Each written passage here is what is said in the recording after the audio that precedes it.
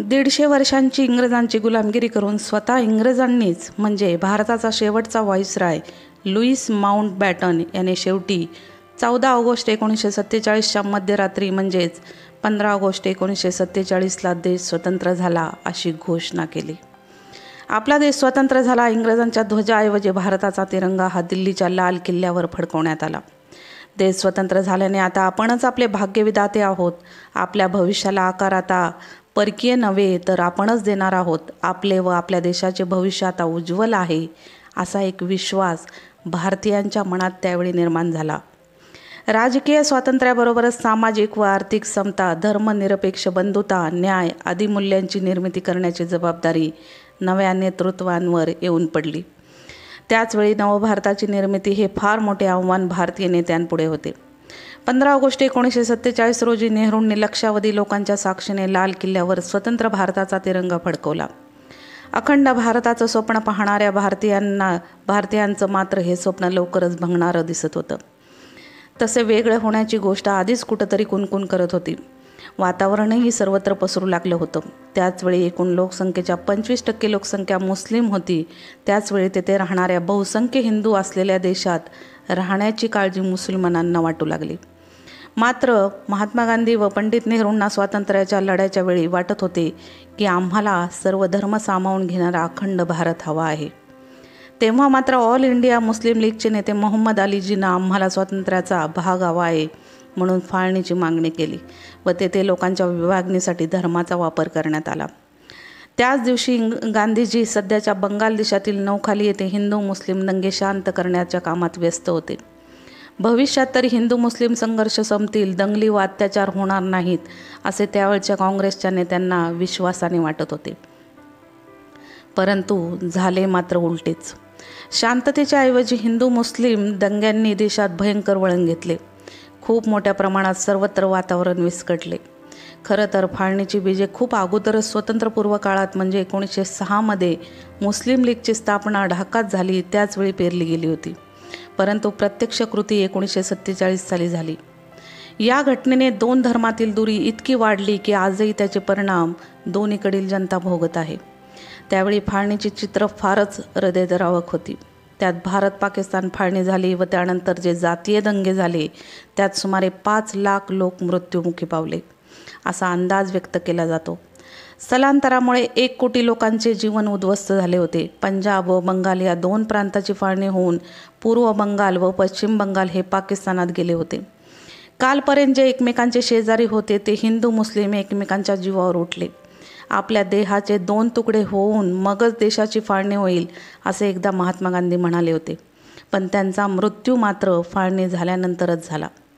पाकिस्तानची निर्मिती झाल्यानंतर हिंदू मुस्लिम लढाई होणार नाही, दोन्ही देश गुण्या गोविंदाने एकत्र राहतील असा एक समज सर्वांना वाटत होता.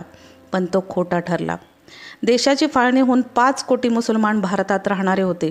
स्वयंनिर्णयाच्या तत्वानुसार आपण कोणत्या देशात राहायचे हे ठरवण्याचा अधिकार हिंदूंना तसेच मुस्लिमांना देण्यात आला. वास्तविक भारत सरकारने सुरक्षिततेच्या हमी देऊनही त्यावेळी मुसलमान खूप मोठ्या संख्येने देश सोडून पाकिस्तानात जाऊ लागले आणि नंतरच्या 8-10 महिन्यात सुमारे 12.5 लक्षापेक्षाही अधिक लोकांनी पाकिस्तानात स्थलांतर केले. मानवी इतिहासातली ही सर्वात मोठे स्थलांतर होय. एक राजकीय घटना एवढ्या पुरतीच मर्यादित न राहता त्याचे तीव्र पडसाद सर्वत्र उमटू लागले. त्या दरम्यान 8.5 लाख गैरमुसलमानी प्रजा पाकिस्तानातून भारतात चालत आली होती. या येणाऱ्या काफिलांची दृश्य अतिशय हृदयद्रावक होती.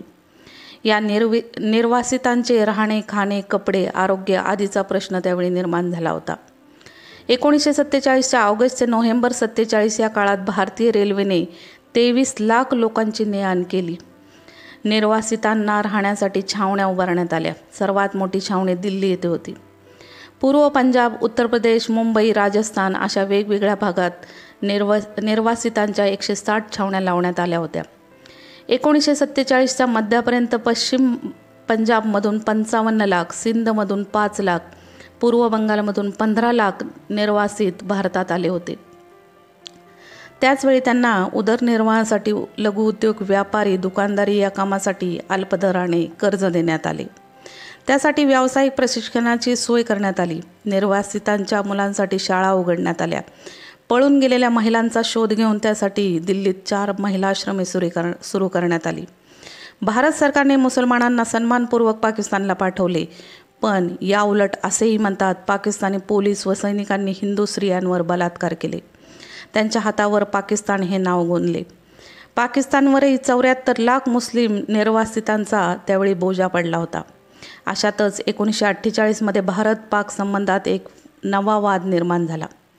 1947 भारत-पाक यांच्यातील करारानुसार भारताने पाकिस्तानला 55 कोटी रुपये द्यायचे होते. कराराच्या अटी पूर्ण झाल्याशिवाय आम्ही 55 कोटी रुपये देणार नाही, अशी वल्लभभाई पटेल यांची स्पष्ट भूमिका होती. पाकिस्तानींनी आपल्या फौजा काश्मीर खोऱ्यातून काढून घेतल्याशिवाय पैसे न देण्याचे सरदार पटेलांचे मत होते. मात्र त्याचवेळी गांधीजी 55 कोटी पाकिस्तान सरकारला त्वरित द्यावेत या मतावर ठाम होते. पाकिस्तान आपले लष्करी सामर्थ्य वाढवण्यासाठी या पैशाचा उपयोग करेल अशी भीती त्यावेळी सरदार पटेल यांना वाटत होती.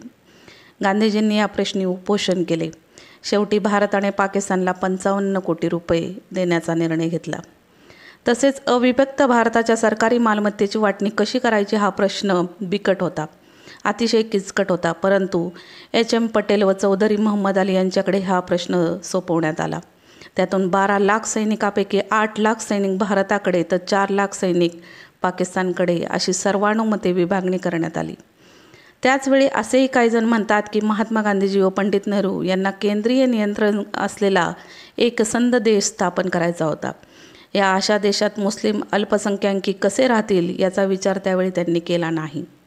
अशी झाली आधुनिक इतिहासातील एकमेकांच्या शेजारील असलेल्या 2 देशांची फाळणी. ब्रिटिश अधिकारी सर सिरल रॅडक्लिफ यांनीच 1947 साली भारत-पाकिस्तान यांच्यात सीमारेषा आखली. जय हिंद.